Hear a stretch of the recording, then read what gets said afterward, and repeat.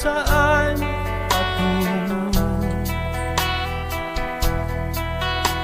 Barkada at bisyo ang inaatupag ko, kaya pangarap ay napapabayaan ko. Takbo ng isip ko'y gulong-gulo, hindi alam kung paano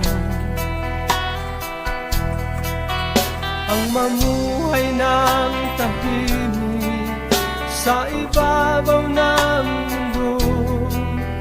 Kaya kung minsan napahamak